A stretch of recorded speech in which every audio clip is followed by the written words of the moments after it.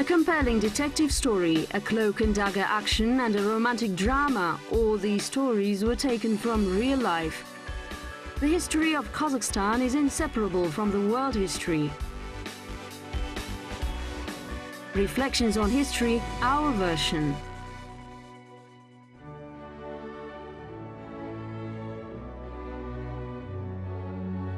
The Kuldja Diary. You should send a special person with a letter from the Western Siberia authorities to the Kuldja authorities and instruct him how to conduct the forthcoming negotiations. I found myself in China by chance.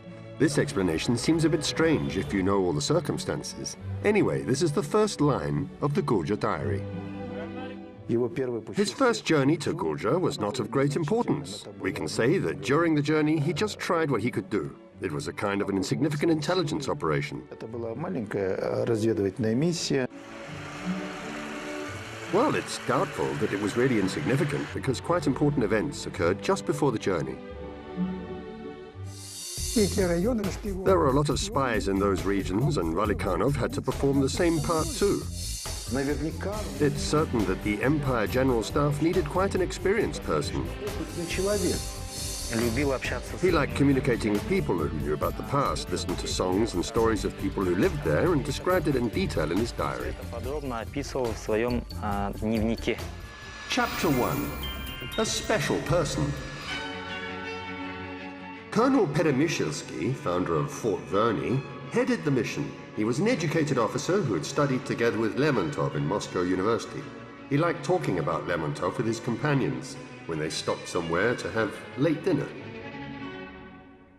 Probably he talked about him around a fire in the evenings, but Chokan didn't record it in his diary. Nothing is said about Colonel Peremyshelsky in his diary at all, which was quite strange. However, first we should pay attention to the historical background.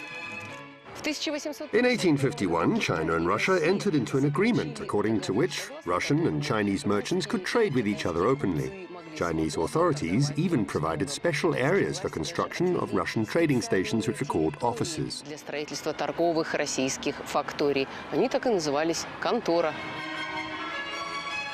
The trade turnover increased significantly. Goods from Semipalatinsk started replacing similar Chinese ones.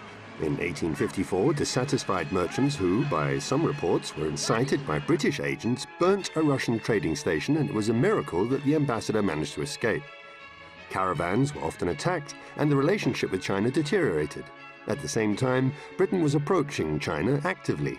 Against this backdrop, the Chuguchak disaster, as it was called in reports, became evident.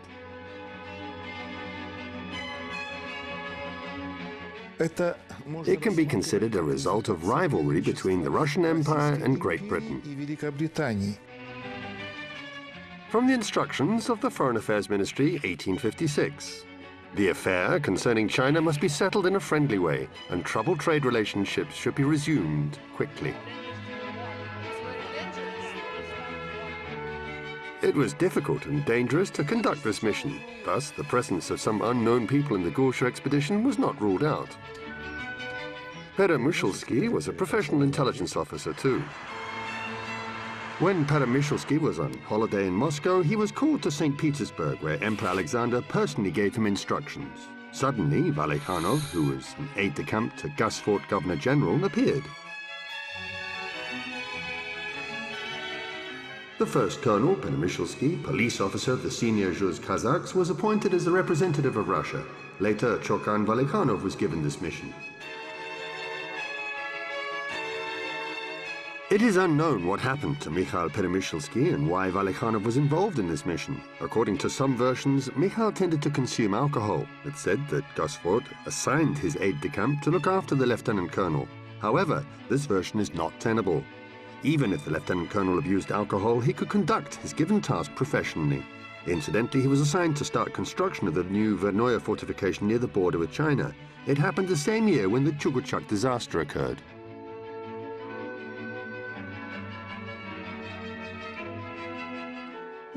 He was given the task to build a fortification which could help protect the region from the residents of Kokand. It was a military settlement. Chokhan went through this fortification. However, no information about Peremyshelsky related to the journey to Kuldja, except for some initial reports, has been found in documents yet. According to the academic Markulan, Valikhanov was told to discuss all his actions with Ivan Shakarov, the consul, who was in Kuldja. He went to Kuldja to conclude an agreement on friendship, cooperation and trade.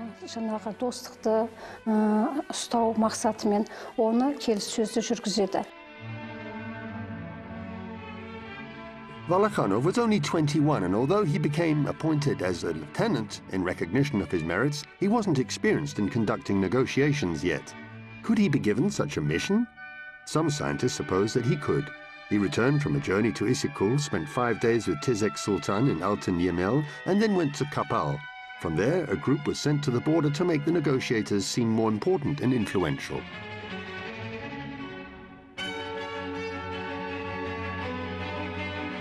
There were 75 Cossacks from the Kopal detachment, 50 Cossacks from the Lepsi post, a platoon of 120 soldiers, and a platoon of horse artillery battery in the group.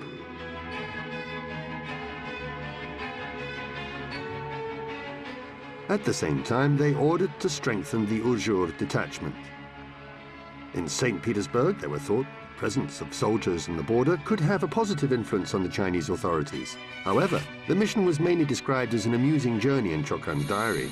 Probably it was because the lieutenant was interested in different matters, or because the young officer understood that not everything could be written in the diary.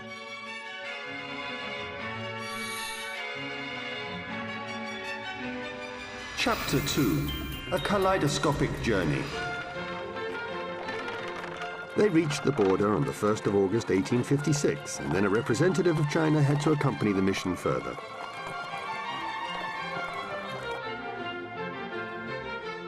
A mandarin entered the yurt, leaned forward and started saying his greetings in a sonorous voice, like an educated starling. He asked if we had had lunch, and then, as the Chinese say, he sniffed about our health, asked about our journey and sniffed about something else. During speaking, he did not change his posture at all, and only sometimes spread his hands.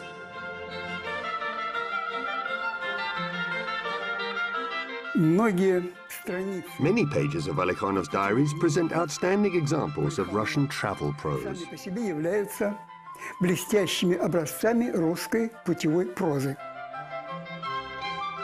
Valikhanov wrote that when crossing the Korgos River, they were attacked by a tremendous amount of mosquitoes, which cast a dark shadow.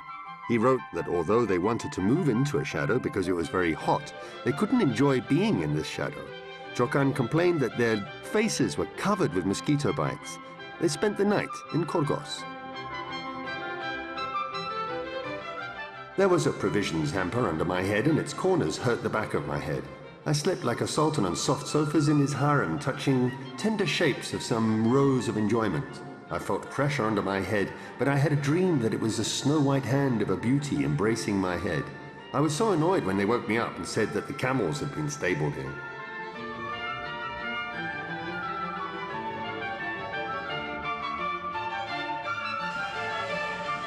On the 5th of August, they arrived in Kuldja, which was the captured capital of the Jungur Empire.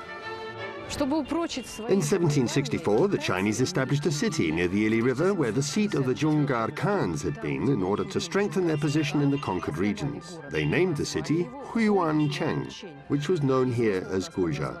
This information was according to Chokhan Valikhanov.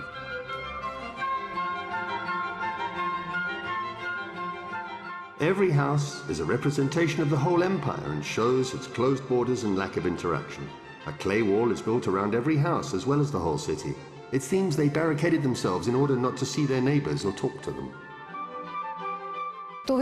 There were adobe houses with thatched roofs when Chokhan Valikhanov was there. Judging by the diary, Chokhan had quite an idle life there, as if he wasn't conducting any important mission. He went hunting, described people's lives in detail, including what they planted and ate and their everyday activities. The Chinese are extremely hard-working. There are a lot of apples, but they're not tasty, as well as many watermelons. The pears have a pleasant aroma. There are ordinary ducks, meat is cheap and costs only 4 kopecks. Chinese geese having a horn on their beaks are not tasty. He drew a lot of studied Chinese language and flirted with girls. Chokhan was handsome and liked beautiful women.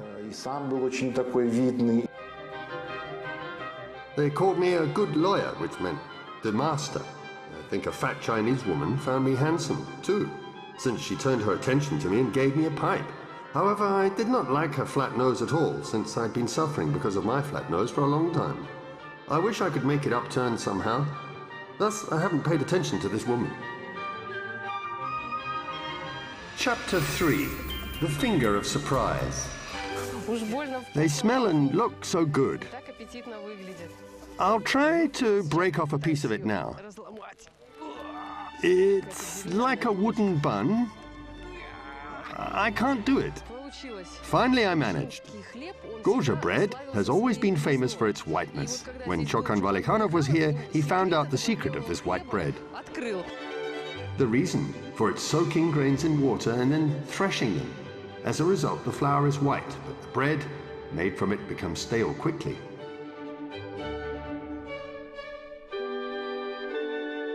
The negotiations started on April the 11th. Valikhanov mentioned them describing an excellent dinner consisting of over 100 dishes. There was a lot of food, including cuttlefish and spiders, and a piglet dish, which was considered the best. However, Valikhanov could not try these dishes himself. He got ill, suffered from toothache, and nothing helped to relieve the pain. Chokhan was ready for the journey and listened to what his friends told him. For example, his friend Grigory Potanin had visited Kuldja in order to bring salary to his colleagues. In spite of this, he was surprised so much that there he put his finger in his mouth and hoped that Allah would help him. For instance, cricket fights without rules made him express surprise. They took a cup and put inside 2 male crickets 2 fighters. These crickets started fighting bitterly. Their battles were fierce.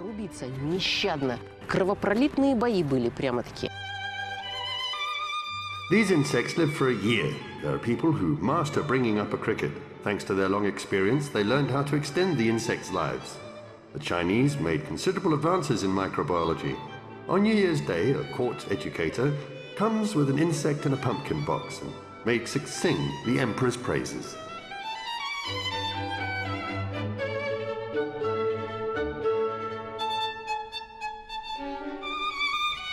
Cockfights, persecution of cats, and the emperor's hunt are important for the Chinese and show their refinement, written in Valikhanov's diary.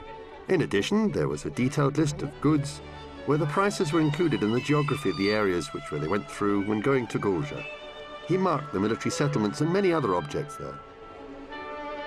The description of trade relationships, balance and finance and condition of fortresses, garrisons, ammunition, armament, personnel, etc., was all a spy's work.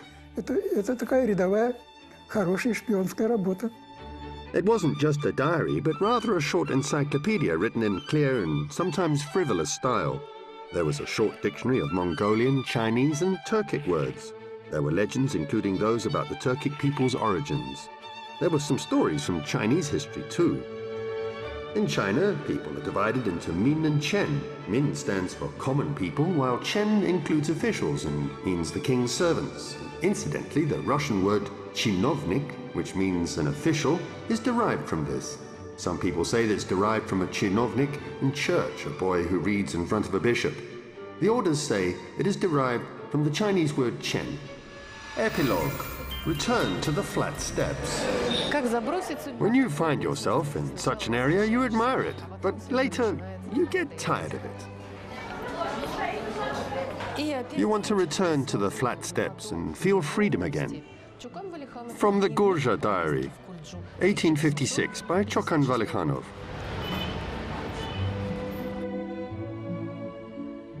According to the complete works of Valikhanov, he finished writing the Kuldja Diary on October the 12th.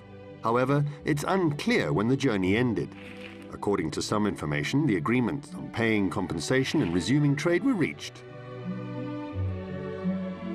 Most probably, he carried out some important assignments, but it wasn't described in detail. Returning from Kuldja, Valikhanov went on to Semipalatinsk, where he met his friend Dostoevsky, got acquainted with Semyonov Chanshansky, and told him about Kuldja.